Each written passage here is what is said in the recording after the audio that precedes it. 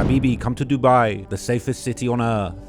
Maybe not. For years now, Dubai has built itself a carefully crafted image all over social media, promising nothing but luxury, safety, and tax breaks for the wealthiest and most annoying people of society. Add that along with the extra benefit of not asking too many questions about how you got all the cash to pay for that golden visa, making it a scammer and criminal's paradise. In Dubai, everyone's welcome. From the crypto scammers and rug pullers, Instagram BBL baddies, constantly posting on expensive trips without a man in sight, to red pill influencers, OF managers, or full-blown Dubai has truly become the place where you can escape justice, park your ill-gotten gains, and live the life of luxury without ever having to worry about someone picking your pocket or running off with your rollie. However, recently, some pretty explodey videos coming out of Dubai have now put a few inconvenient cracks in its carefully constructed image. That was meters away from us. Look at this.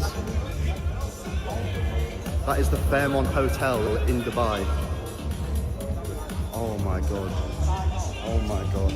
I'm not really sure, but seeing this in Dubai is not really a good sign, is it? I mean, like, where are they going? Is this normal?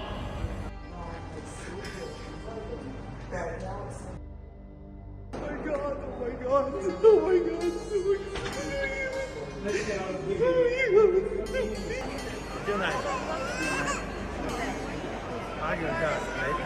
Dubai for years had been marketed as the Middle East's ultimate safe haven. From Russian oligarchs, Silicon Valley billionaires, and influencers, so many people flocked to Dubai with the promise of absolute safety. However, the facade would fully fall when the sound of Iranian Shahed drones and exploding missiles came to town. As a result, Dubai's perfect image as the promised land where nothing goes wrong is now broken forever. Straight to the airport. Elsewhere, several Gulf states have faced another day of missile and drone attacks from Iran. Panic, chaos and injuries at the Dubai airport overnight, and a Shahed drone striking a luxury hotel in Dubai's Palm Jumeirah. Oh my god. But this wasn't really the start of Dubai's downfall. It's actually been a slow decline that had been falling apart for years and only recently came to an explosive crescendo. Because beneath the surface of Dubai, there's decades of decline that have been swept under the rug. Over the years, there's been serious allegations that the powerful in Dubai were using labor to speed up construction of skyscrapers. I borrowed from other people to buy food.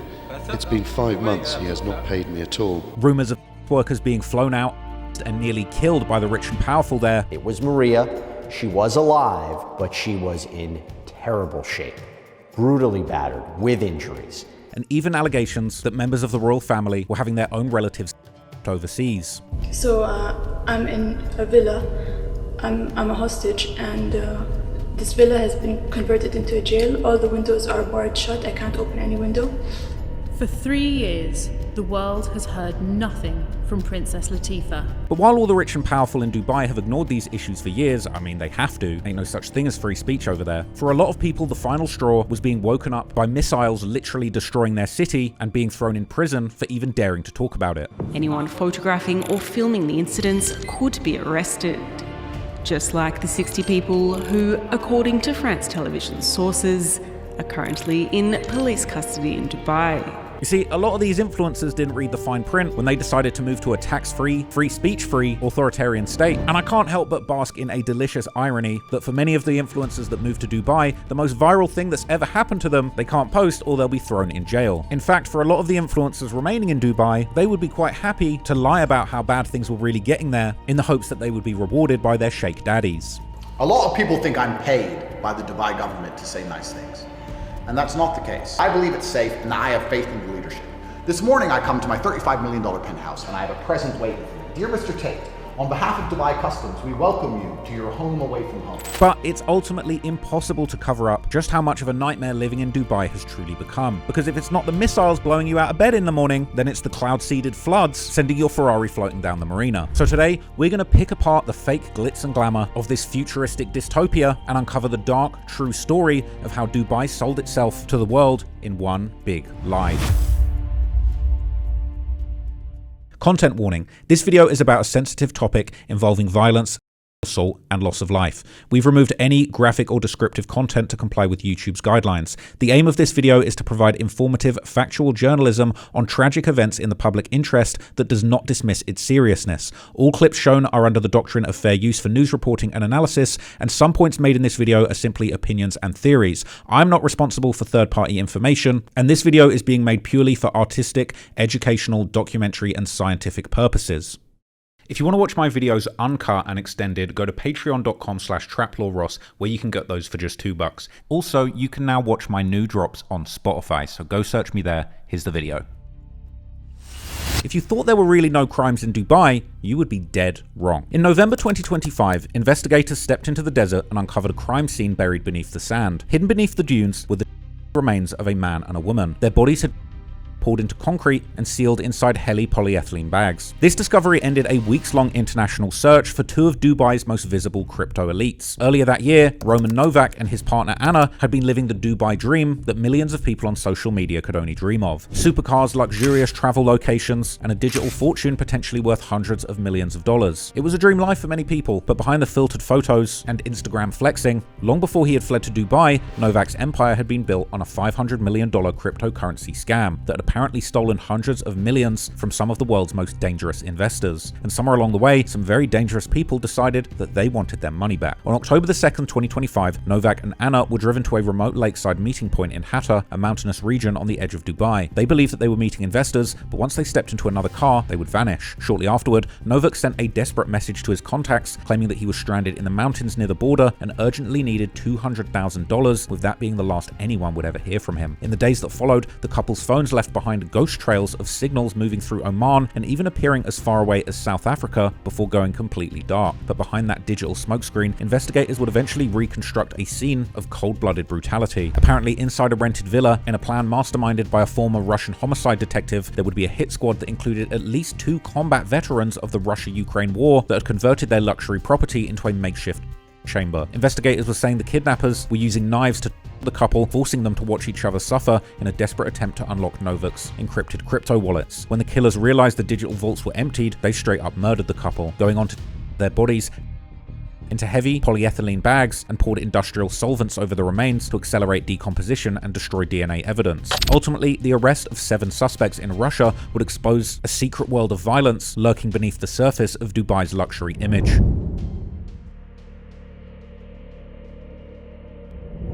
For years, Dubai has been marketed across social media as a modern-day paradise. Influencers flood platforms like TikTok, Instagram, and YouTube with videos showing off luxury apartments, supercars, beach clubs, and the tax-free lifestyle. Celebrities, entrepreneurs, and content creators would all promote the city as a place where opportunity is limitless and rules barely exist. But this image of Dubai is completely fake, and it was just a carefully curated image that only shows the side that the government wants you to see. Now, long before the skyscrapers and luxury resorts, Dubai was just a settlement built around a narrow strip of water known as the Dubai Creek. More than 1,000 years ago, the area functioned as a trading post where merchants exchanged gold, spices, textiles, and pearls, while the local economy revolved almost entirely around what came in at the sea. At the time, thousands of pearl divers would spend months plunging into the Gulf without oxygen, searching for pearls that wealthy buyers in Europe and India would come and pay fortunes for. Yet while merchants and financiers grew rich from the pearl trade, the divers themselves often remained trapped in crushing debt to the very financiers who controlled the business. So as a result, Dubai's early economy would make a very small elite group of people very rich while everyone else had to starve. This would be a very broken and unequal allocation of resources in a society that centuries later pretty much still operates the same way. But over the decades, it would slowly grow into a modest port town under local tribal rule until everything changed in 1966. That's when oil was discovered. In the Fateh field, the discovery of oil would set off a rapid transformation, turning Dubai into one of the richest and fastest rising cities on Earth. But while the discovery of that oil provided the money needed to build roads, ports, and modern infrastructure, Dubai's leaders were very smart and had a lot of foresight because they understood from very early on that their oil reserves were limited. So instead of being dependent on their natural resources like their neighboring countries, the leaders of Dubai would begin using that money to transform the city into a global hub for tourism, aviation, real estate, and finance. By 1971, Dubai joined the newly formed United Arab Emirates, and within just a few decades, the city began constructing the foundations of what it would become in the modern day. The Emirates Airlines launched in 1985 with only 2 aircrafts, part of a wider plan to turn Dubai into one of the world's busiest aviation crossroads. Soon after this, luxury and spectacle would become the cornerstone of the city's identity. Dubai would be a city built on trade, loopholes, and a reputation for doing dirty business that other countries wouldn't dare to touch. And while that reputation helped Dubai rise faster than almost any city in modern history, many critics say that it was actually built on something far darker, an evil and exploitative labor system that many people have described as a form of modern day.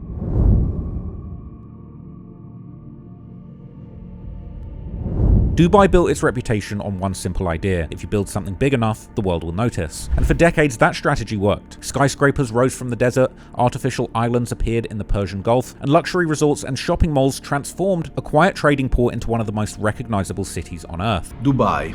That's where I am right now, and this city is considered one of the richest cities in the world. It has supercars everywhere, has some of the most amazing and incredible skyscrapers in the world. It has a crazy amount of world record. It has the Burj Khalifa, which is the tallest building in the world. It has Dubai Mall, which is the biggest shopping mall in the world. It has Burj Al Arab, which is this crazy, insane 7-star hotel. It has the biggest fountain show in the world. However, behind this glittering skyline was a much darker reality, one that was built largely on the labor of desperate foreign workers in conditions that at many times have been compared to modern day.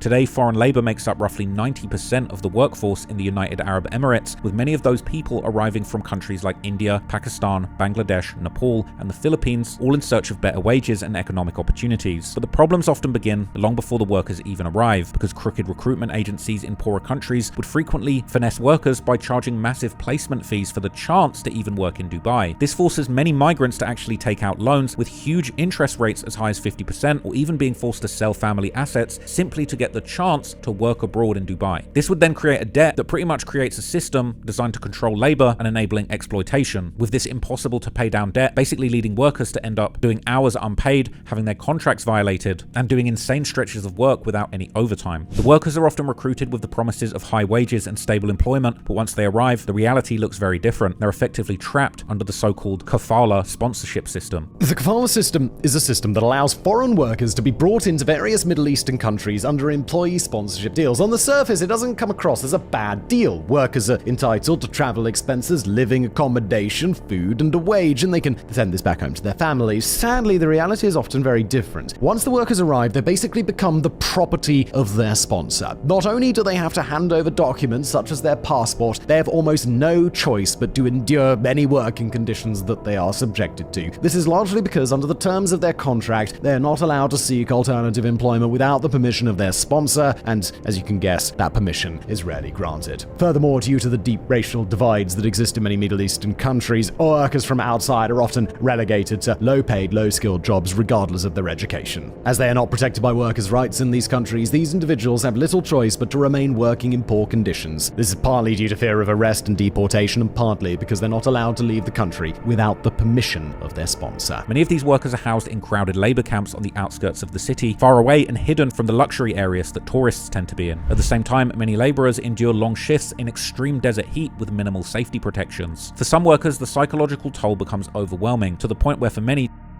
seems like their only way out. Even more disturbing, deaths among these migrant workers are rarely acknowledged publicly, reinforcing the idea that these lives that are lost building Dubai's skyline are treated by the powers that be as expendable and even worth it. Basically, they sweep it under the rug and treat it as all part of the plan. According to one 2022 report, as many as 10,000 Asian migrant workers die every year across the Gulf countries, including the UAE. More than half of those deaths are officially recorded as natural causes or unexplained cardiac arrests. But this system of exploitation doesn't stop with the construction sites or labor camps, because while the world's attention has focused largely on the men building Dubai's skyline, there's another side of the story that's far less visible, but far more disturbing, because it's not just men that are suffering at the hands of the powerful in Dubai either. Because beneath the surface of society, there's a dark world of work with tentacles that reach out internationally and drag women into one of the darkest networks known to man.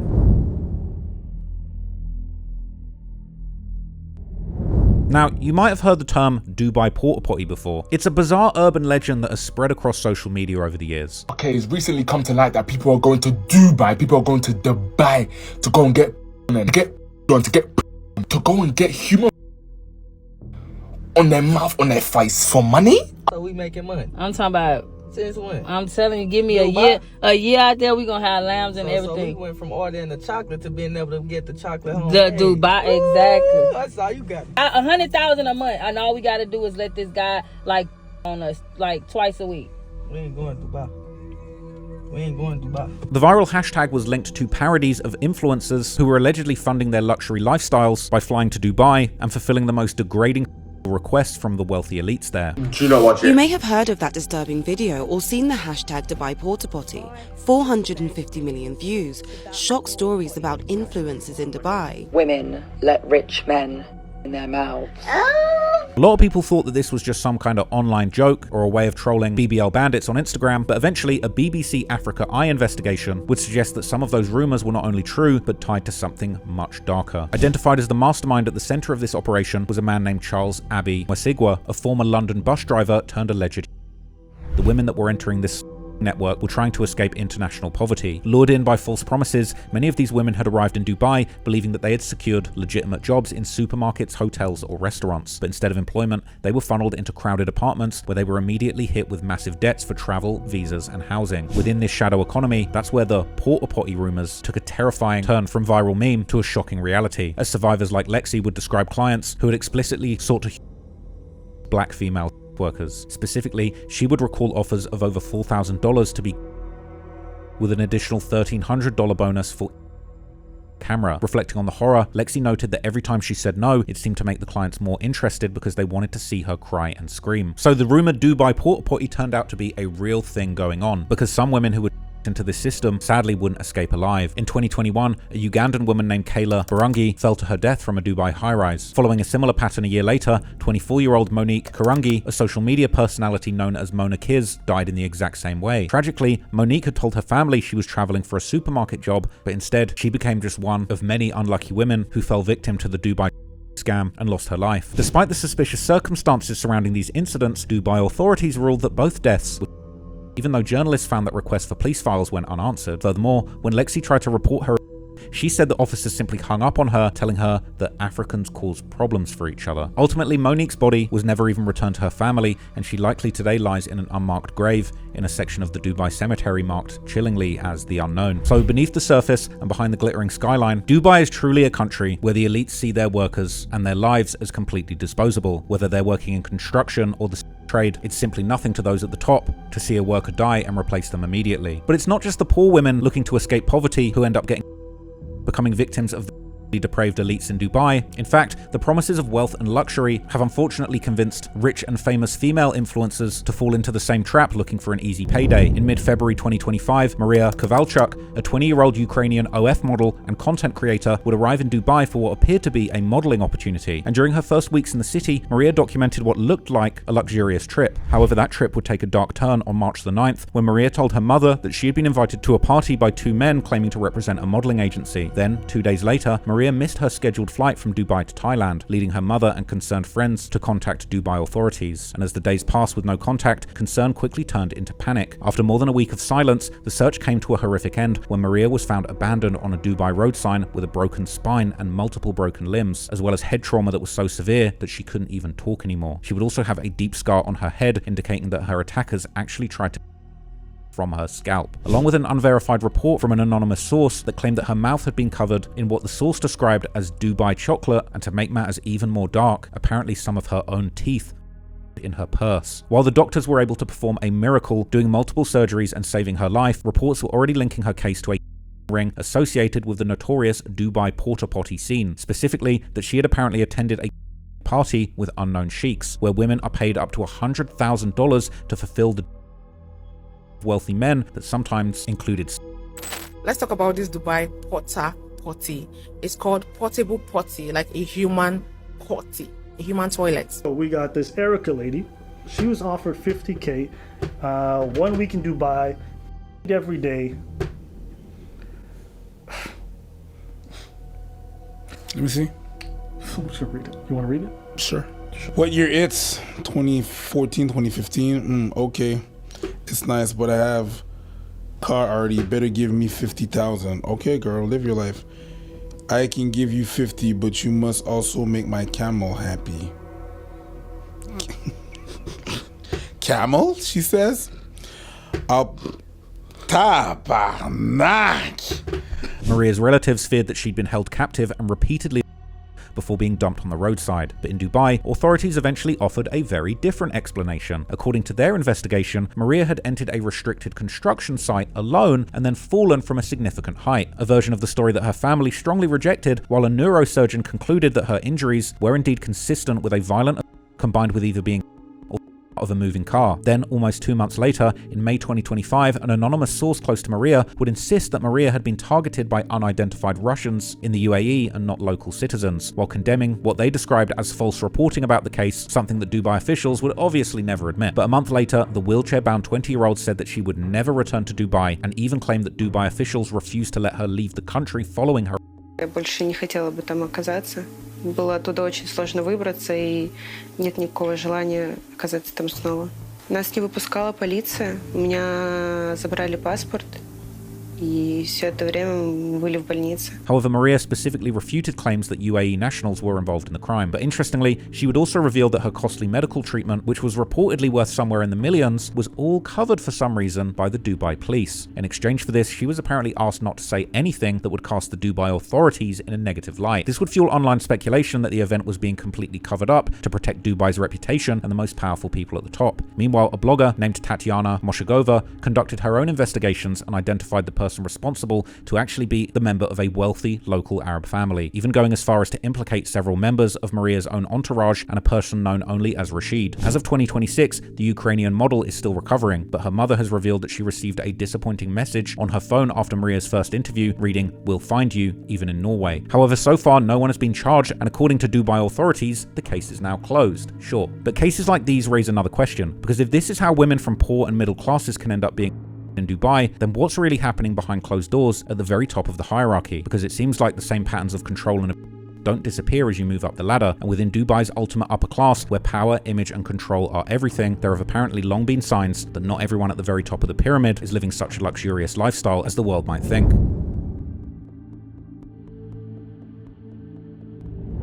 For decades, Dubai's glittering skyline has been marketed as a playground for the global elite. But beneath that glossy image, however, there's been a dark family drama that has massively damaged the reputation of Sheikh Mohammed bin Rashid Al Maktoum, Dubai's ruler. As the father of up to 30 children across 6 wives, his legacy has increasingly been defined by claims of secret prisons and state-sponsored control. One of these children was Princess Shamsa, who grew up in extraordinary luxury and minimal freedom. According to those close to her, she would often push up against the limits in her restricted world of royalty, desperate to regain control of her life. By 1999, she had begun sending pleading letters to her cousin in London, wishing for the same freedom. In those messages, she said that her father had blocked her from attending university, and she even revealed that she had considered.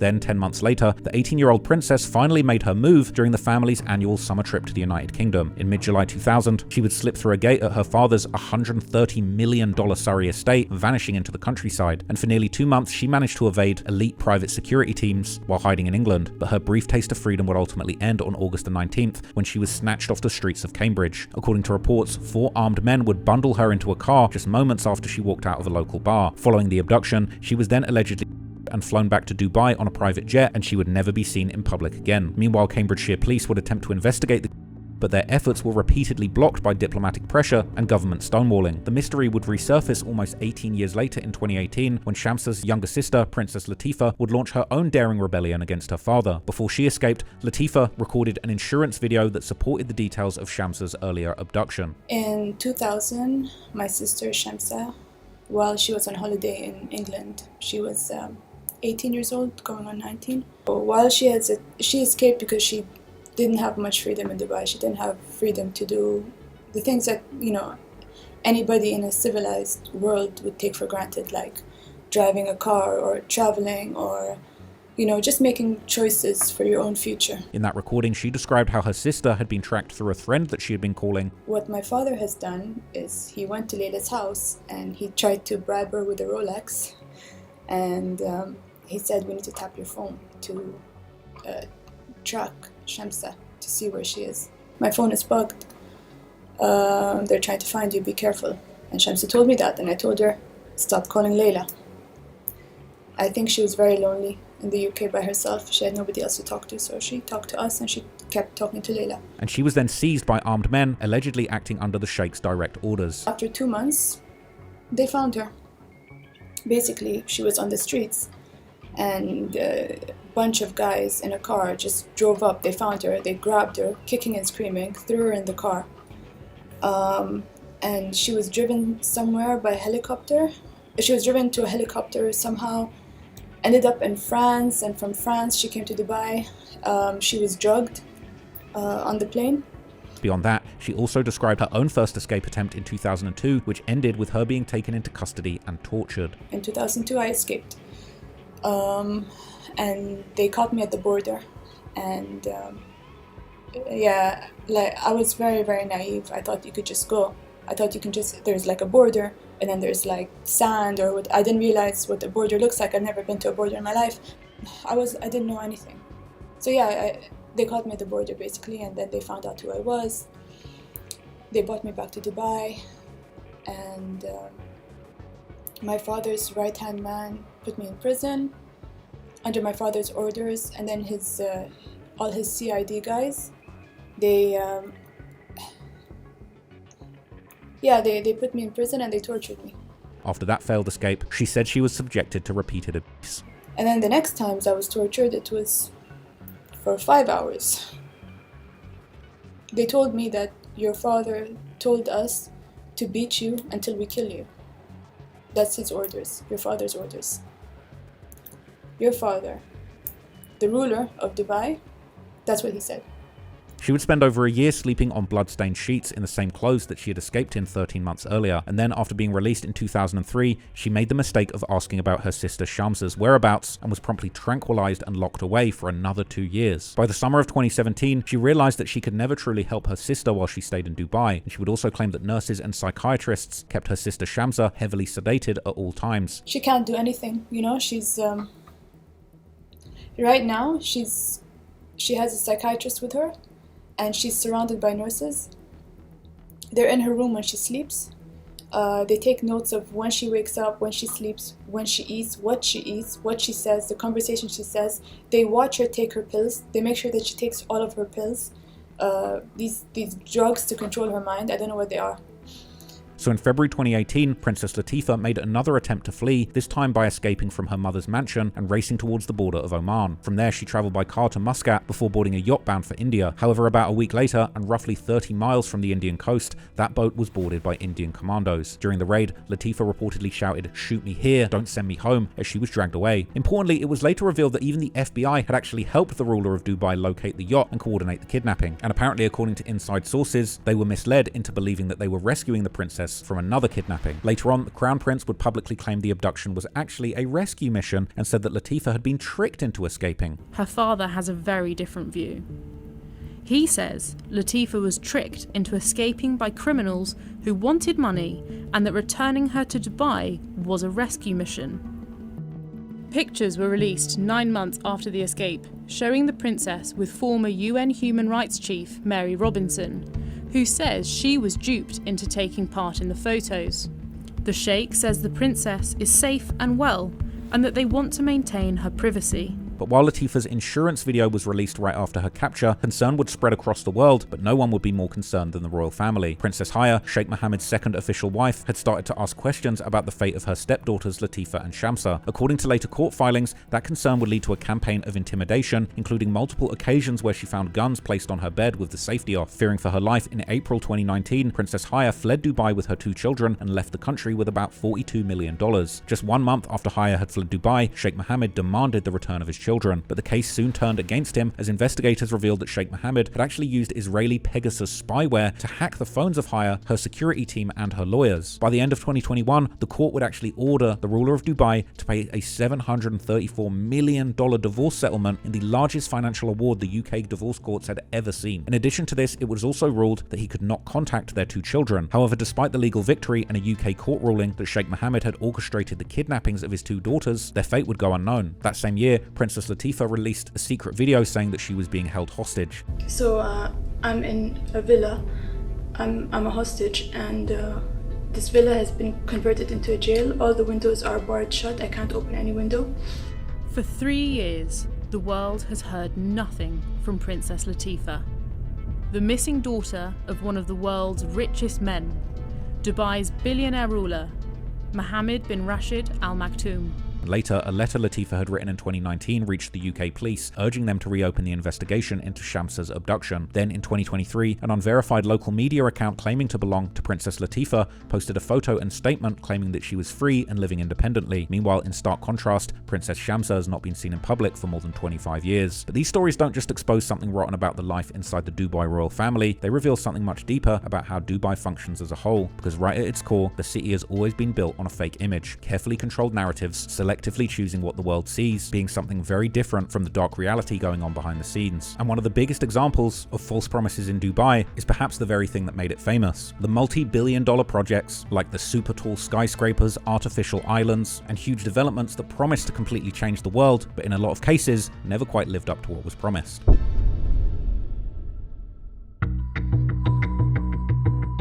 If you look at the Dubai skyline, it really is like a sci-fi movie come to life. Everywhere you look, there's glass, innovative architecture, gravity-defying spires that pierce the desert sky. And in Dubai, they build them tall, they build them flashy, and occasionally they start to build them without checking the bank balance first. First off, the Burj Khalifa, originally called the Burj Dubai until they ran out of money and had to rename it after the guy that paid the bill. Back in 2007, newspapers around the world were buzzing about this new skyscraper that was set to become the tallest building on Earth. But by the time the 2008 financial crisis hit, this grand innovation would come to a screeching halt because apparently the company building it was drowning in a $80 billion debt. So naturally, Dubai did what any billion-dollar real estate mogul would do. They asked their rich brother Abu Dhabi for a small business loan of about $10 billion.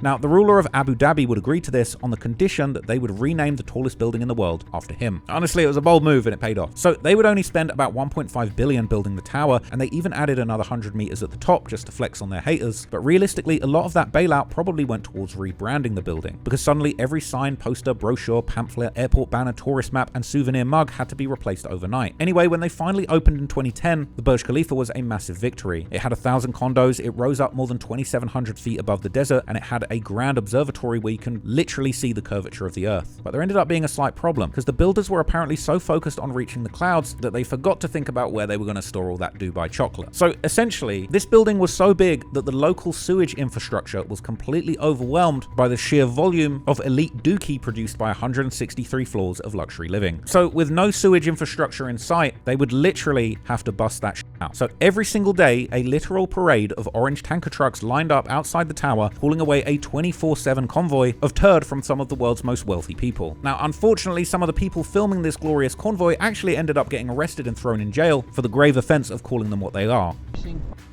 Trucks.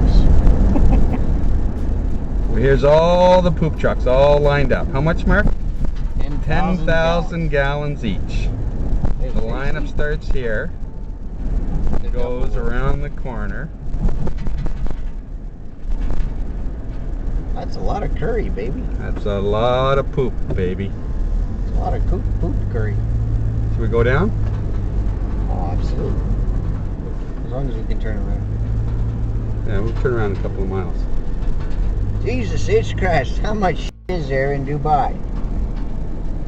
So as you can see, the poop trucks are lined up for miles and miles and miles and miles. Nowadays, this and many other mega skyscrapers are mostly connected to the mainstream sewage grid, but if you happen to spot a convoy of orange trucks in traffic, you better not take a picture or ask what's inside, or you'll be in deep shit. But even before the Burj Khalifa was finished, in true Dubai style, the next even higher skyscraper had already been announced, the Nakheel Tower. This was designed as a vertical city reaching 1,400 meters into the sky and making it the first structure in history planned to exceed 1 kilometer in height. And to achieve that goal, the design included 4 towers connected at various levels with 200 floors, 150 elevators. Meanwhile, the tower itself was meant to anchor the Nakheel Harbour development, a large-scale mixed-use district near Dubai Marina that would combine residential, commercial, and retail spaces on a scale that was intended to support tens of thousands of residents and workers in a single integrated community. This was supposed to be a place where residents could live, work, and shop without ever having to leave. And what made this project particularly bold is that it was unveiled towards the end of 2008, right as the world was entering a financial crisis that would completely wreck the global economy for years. And although construction technically started that same year, the global financial crisis would destroy demand for these properties and businesses, and access to credit would get a lot harder. Developers like Nakheel and its parent company Dubai World suddenly found themselves under enormous financial financial pressure, and by early 2009, the project entered what executives politely called a suspension phase, corporate speak for checks are about to start bouncing. So by the end of that same year, the Nakheel Tower project was officially cancelled during Dubai World's debt restructuring. So today, the Nakheel Tower stands as one of the largest developments ever abandoned as a result of poor financial decision making. But hell, Dubai property is still hot right now, so we might as well take a VIP tour, check out some of these units and see if we still might get some investment. If you visit the site today, you can still see these beautiful foundations, or as the marketing team prefers to call it, the Royal Hole. Now, following the financial crisis that gaped Dubai, the country would do its best to try and look successful while their finances were in the toilet. This would lead to a lot of audacious buildings being announced to try and save face, including blunders like the Dynamic Tower, also known as the Da Vinci Tower, which was a proposed 80-story, 420-meter rotating skyscraper where each floor was meant to rotate independently. Now, naturally, you might ask a simple question. How do you run plumbing, electricity, and sewage through 80 independently spinning slabs of concrete? Well, apparently when engineers were asked that question, they just stared back in silence. Meanwhile, developers would assure the world that the building would generate its own energy through wind turbines placed between the floors, effectively turning the tower into a power plant you could live in. So in theory, the tower would constantly change shape while generating power through wind and solar energy. But in practice, the project became 1,380 feet of sustainable delusion. The price tag was $700 million, it was unveiled in 2008, and they were promising a completion date of 2010. It was clearly capped. Eventually, this tower was quietly sunsetted and buried in the history books. Meanwhile, another similar project called the Pentaminium, 122-floor, 517-meter, or 1,696-foot tall skyscraper, was next in line to take the crown as tallest residential building in the world. That would be announced at the height of Dubai's overexuberance in 2007, with the building being designed exclusively for the ultra-wealthy, with each floor planned as a single 600-square-meter private residence, because I assume billionaires don't want to share a hallway with another billionaire. That would just be disgusting. But once again, construction begun in July 2008, right as the global economy was starting to fall apart, once again giving an impossible completion date of 2013. But despite reaching 22 floors by May 2011, the work on that building would stop in August after the developer defaulted on a $20.4 million loan in the aftermath of the recession. Meanwhile, Dubai continued unveiling new mega projects, including perhaps the most futuristic of them all, the Burj Jumeirah, first announced in 2009. This would be a 550-meter or 1,804-foot tall oval-shaped skyscraper that was part of a wider master plan called Downtown Jumeirah. This was supposed to include observation decks, residential units, a sky lounge and restaurant, a convention center, a gym, a reflected pool, a terraced outdoor theater, and a whole retail center, while the outer walls of the building were set to feature digital displays that could be used for various occasions and celebrations. Unfortunately, although the project was scheduled for completion in 2023, the construction has remained little more than an idea, and that project has also quietly faded away, seemingly cancelled without any explanation or public acknowledgement. But skyscrapers might actually be some of the smaller scale projects that Dubai has fumbled, because at the same time that projects like the Nakheel Tower were being developed in the 2000s, they would also come up with the brilliant idea that since they'd been able to transform an actual desert into a megacity, why not try and do the same with the ocean? Consequently, they decided to build 3 enormous artificial islands shaped like palm trees. First came the Palm Dira, the largest of the 3 islands, designed to cover nearly 50 square kilometers, roughly approaching the size of Manhattan. There were also plans to develop over 200 smaller islands into an artificial archipelago made up of 7 groups, each representing a different country, collectively known as the World Islands. Initially, construction began on the smallest island, the Palm Jumeirah, in 2001, and unlike many others, this project would actually reach completion, with the first residential units being handed over in 2006, transforming the island eventually into one of Dubai's most popular tourist destinations. But unfortunately, for every success like the Palm Jumeirah, there would be numerous other failures. First was the Palm Jebel Ali, which was planned to be capable of supporting a significantly greater number of residential, hospitality, and entertainment developments, and it was even planned to host a massive entertainment complex made up of 4 separate theme parks. They would even design the entire surrounding breakwater apparently in the shape of a killer whale, because it was intended to have a sea world featuring large marine animals like killer whales, as well as an aquatica water park, Busch Gardens theme park, and other attractions, as well as Discovery Cove, where guests were supposed to be able to interact with dolphins and stingrays. These enormous islands were built by dredging sand up from the seabed and spraying it into place, while large amounts of rock were brought in from quarries and arranged to form protective barriers. By the mid-2000s, they had successfully completed the outline stage of the project, demonstrating substantial early progress, while the largest of the 3, Palm Dira, was only about a quarter built by early 2008. However, just like the Nakheel Tower, following the financial crisis in 2008, construction on the remaining Palm Islands was slowed down and eventually stopped. This left the Palm Jebel Ali sitting there as a partially completed landmass, making it one of the world's biggest examples of a large-scale project that ended up grinding to a halt and never being completed. And the same thing would happen to the World Islands too,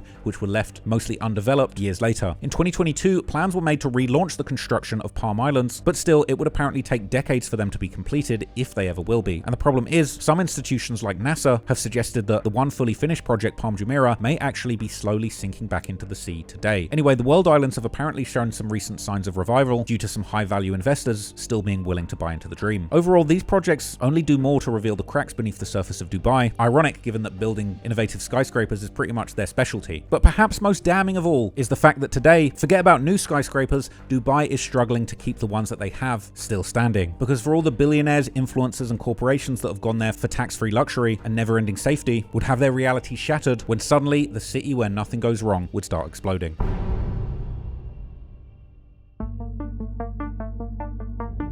For years, Dubai has been known as perhaps the safest place on earth, mainly due to their extremely harsh laws against crime and their slave-like treatment of the working class. In a place where you might lose a hand for stealing or get 6 months for smoking a joint, it does tend to put everyone on their best behavior. However, in recent months, Dubai has been forced to confront a very harsh reality, namely the fact that in the conflict-ridden Middle East, nowhere is truly safe forever. In late February 2026, the United States and Israel officially launched a massive coordinated strike targeting Iran. Explosions rocked multiple cities across Iran, including its capital, Tehran.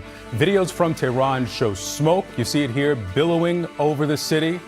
And now we're getting reports of explosions in Gulf Arab countries hosting U.S. military bases.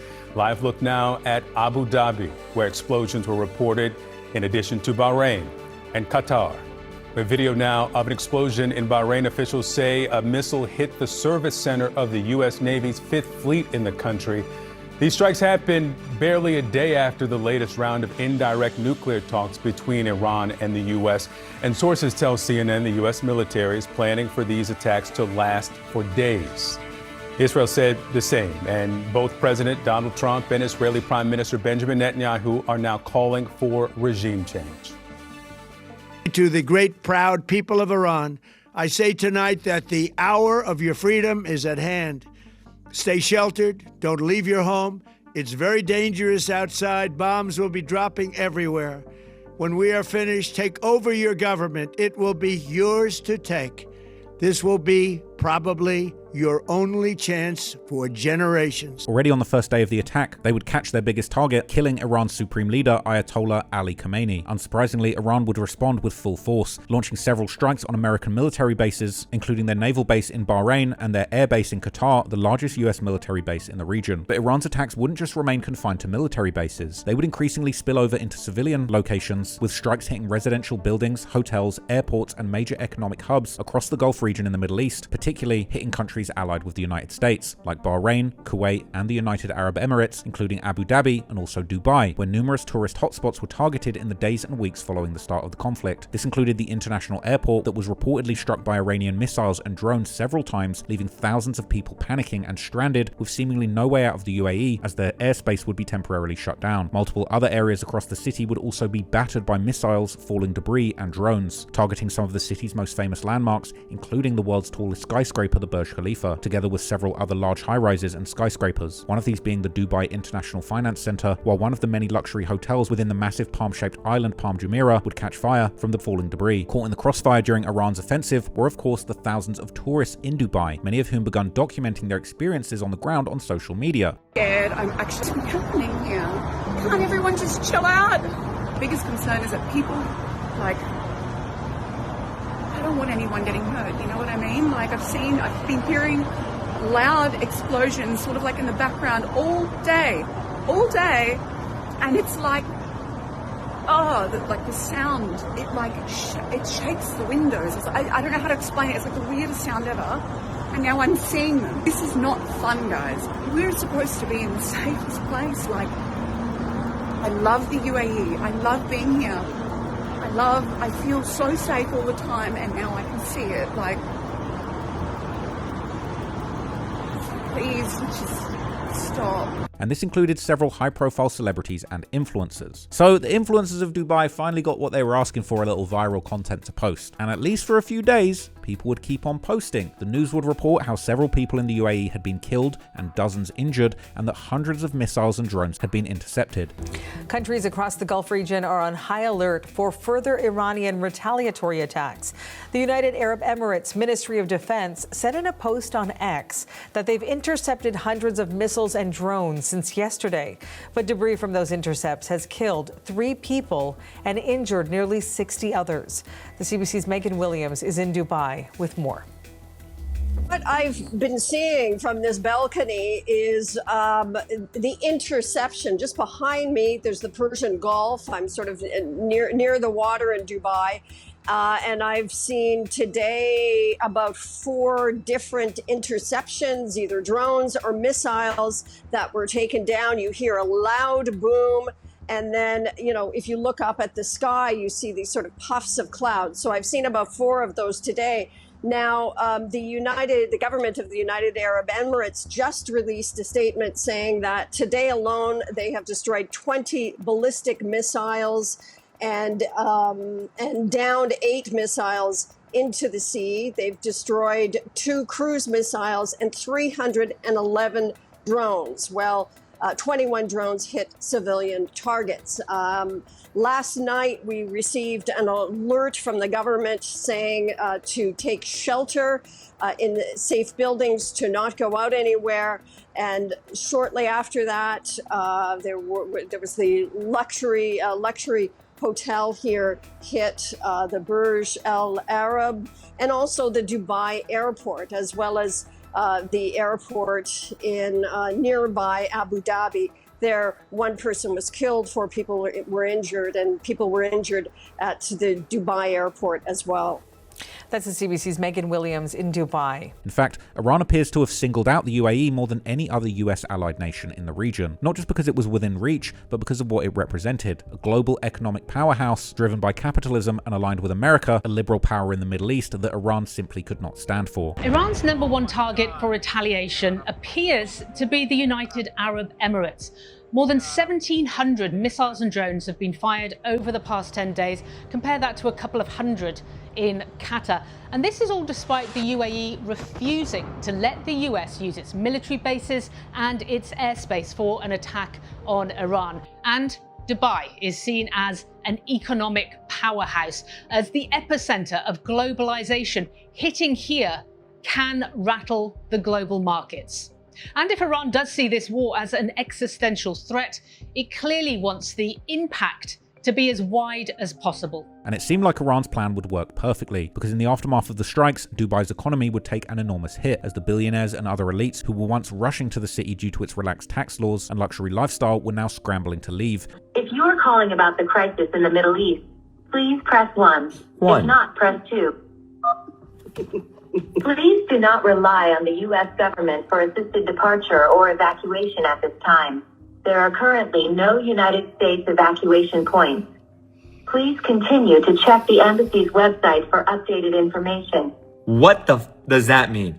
Taking with them billions of dollars in investments. This caused a sell-off at the UAE stock market following its reopening after it was closed for several days due to the attacks. There would also be several serious disruptions in trade, as Iran would target key corridors for Dubai, such as the Strait of Hormuz, where shipping traffic has been heavily disrupted, leaving Dubai not only short of luxury sports cars, but also everyday products like groceries. And it's not just the investment sector that's in trouble. The tourism sector is doing even worse, as people have clearly begun to reconsider Dubai's reputation as a safe holiday destination following Iran's drone and missile strikes.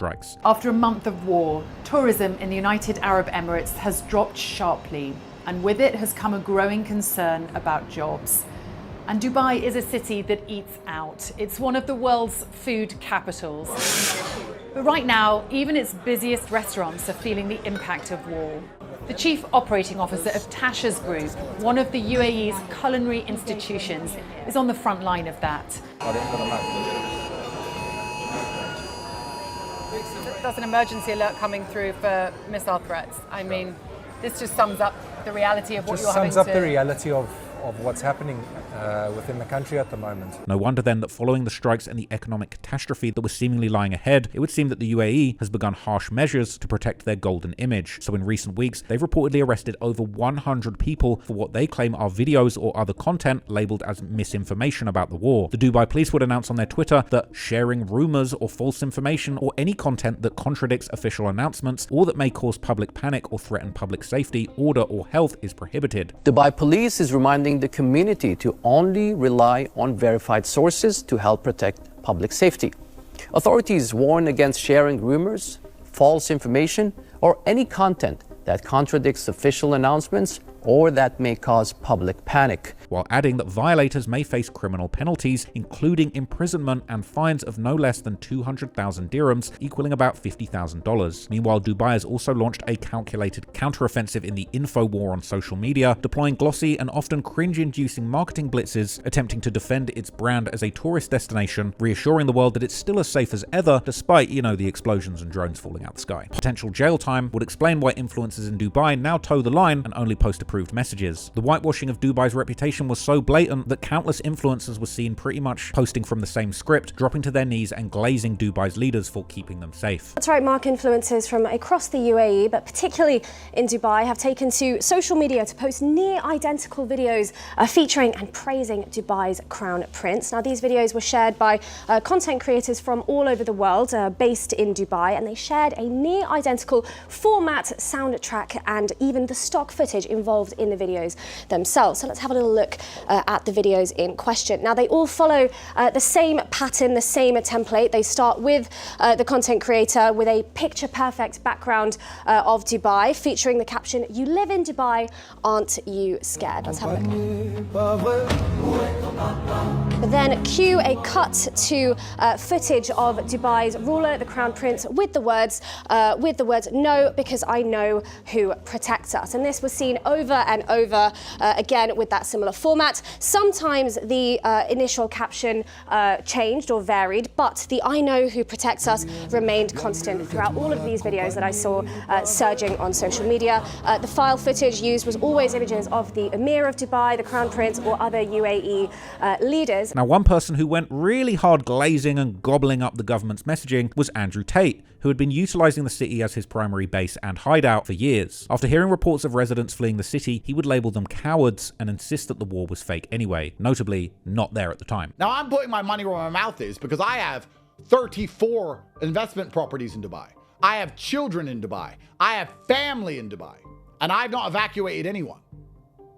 Because I'm betting with my own flesh and blood that in 2 days, this crap will be gone. Now, if I'm wrong and it escalates and gets really bad, then I was wrong. I'm not CENTCOM Central Command. I don't know. I'm just looking at what makes sense to me. And the biggest indicator to me that this is not a real war is that Iran is heavily targeting the UAE, which is theatrical. Why are they wasting all these missiles and drones on the UAE when they could be hitting shipping? On March the 3rd, the Tate brothers would post their specific plans to re-enter the country, packing dirt bikes, helmets, goggles, water, protein bars, and battery packs as essentials in their modern-day Mad Max pilgrimage to this poop-infested wasteland. Furthermore, he and his brother Tristan would use their podcast to explain exactly how they intended to cross the border. Andrew, all the airports in Dubai and Abu Dhabi and the UAE are closed. How are you going to get in? Have you seen the hat? Yes or no? Have you seen the hat? Because this should answer all your trifling ass motherfucking questions about how I'm getting in. I just need to get somewhere in the Middle East. Nice. Nice. You put me somewhere in the Middle East, and the road warrior will find his way home. That's what our plan is. What's your plan? Is it detailed? No. The following day, Andrew Tate would announce his flight through Saudi Arabia by sharing an AI-generated Mad Max Fury Road poster that included him and his brother. And by March the 6th, the brothers had arrived in Saudi Arabia, playing down the danger of going into a war zone. All right, guys, we're doing it. Against my better judgment, but it is what it is. Why is this against your judgment? We're going into an active war zone. There's war, there's missiles, there's bombs. When did everyone become such a baby? You sound like a baby. Oh, there's missiles.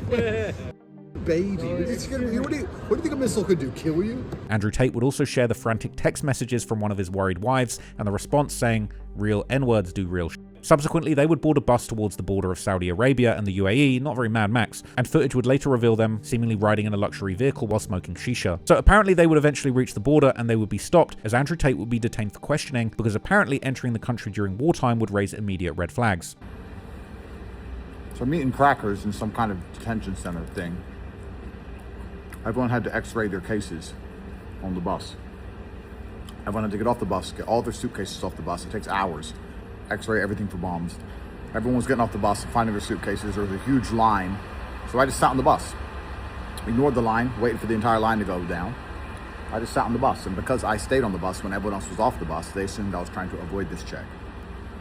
So now I'm going through some advanced check, where they're scanning my body for digested bombs, and they've taken both my passports, and they're going through all my things, and they're swabbing everything down, and they're questioning me, and going through my entire history. I'm in some terrorist detention center for some terrorist check. Eventually, they were released for a brief sand dune buggy photo op before transferring to a proper car where their phones were blasted with missile warnings.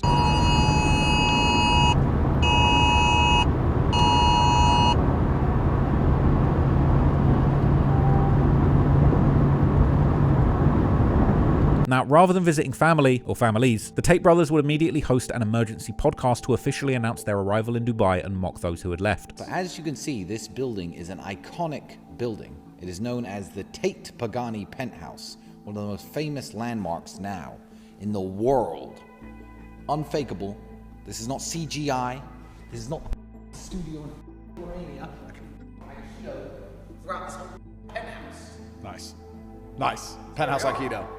Anti-CGI Aikido. Anti.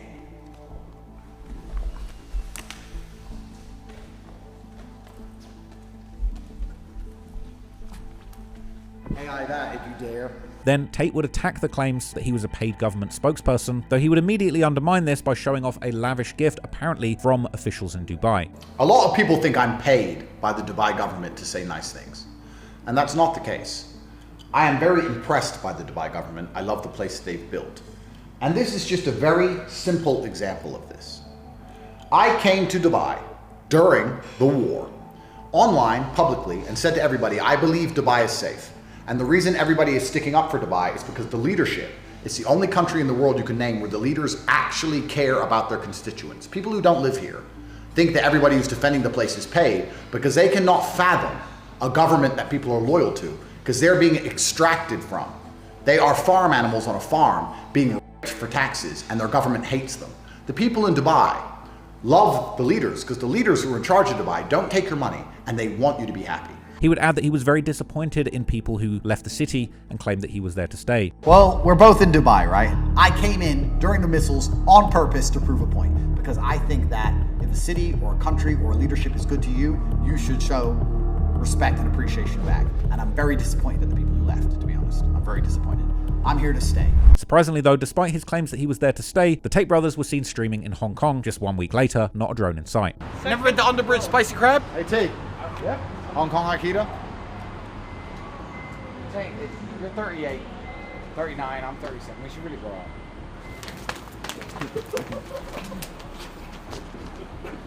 Underbridge Spicy Crab. But soon, even Tate had to begin planning how to get not just himself, but also all of his Bugattis to safe ground. So there's a huge storm that's coming to Dubai. Supposedly a year's worth of rain is coming in one day tomorrow. So to prepare for this, people with very expensive cars were finding high ground to put our cars on just in case there's flooding. This isn't a problem for the Toyota owners. It's not for the Nissan people. It's not for you people. It's for the people who have priceless cars. So I've just had to move some of my cars, and I thought, well, while I'm moving my Pagani Hyura BC, only 20 in the world, $7.1 million. And while I'm moving my Bugatti Chiron Pure Sport, only 60 in the world, $5.5 million, I may as well move all my cheap cars too. So my Ferrari 812 competition. Because if the missiles and drone strikes weren't enough, the region would then be hit by a huge storm and flooding. I can't lie, the way that Dubai's been shaping up recently with a plague of floods, missile drones, explosions in the airs, I'm not sure, whatever God you believe in, I'm not sure they're fucking with Dubai, okay? I think this is a sign. So where does Dubai stand now? Well, as the main players in the war, the US and Iran, are desperately looking for a peace deal, Dubai is still coming to terms with the economic damage this conflict has caused. Recovery will take some time, and it's possible that the city might never bounce back from this damage to their reputation. This was a place where influencers used to leave Rolexes on the ground for hours and come back to check that they hadn't been stolen. Your crime-free utopia doesn't really hit if, yeah, sure, you're not getting robbed, but your house is getting blown up by a drone strike. But to be fair, the city might actually bounce back. It has survived major crises before, including the 2008 financial crash and the collapse of tourism during the COVID-19 pandemic. But missiles and drone strikes hit a little bit different to sneezes and sore throats. Ultimately, the entire image of Dubai has been carefully managed and manicured through decades of media media narratives, influencer marketing, and cover-ups. Perhaps the truth really is that under the surface, Dubai was never safe, it was never good, and it was never really luxury. Because beneath all of that glitz and glamour is a fake city. Those beautiful buildings were built by slaves. Those beautiful women at the bar are working girls, and those BBL baddie influencers posting on the beach without a man in sight are really out here moonlighting as porta potties. Dubai is a place where money and power can buy you the illusion of perfection, but the reality is Dubai isn't perfect, it isn't free, it isn't really the things that it says it is, and for all of its problems and issues, I'm a huge lover of the United States, and the United States wouldn't be what it is today without freedom, true freedom, freedom of expression, freedom of press, freedom to speak the truth. In a country where if a drone crashes into your living room and blows your apartment up, you end up getting sent to jail for talking about it, we've got a very serious problem. I'm not in a rush to go back to Dubai anytime soon. I probably can't after this video, and honestly, I don't give a fuck.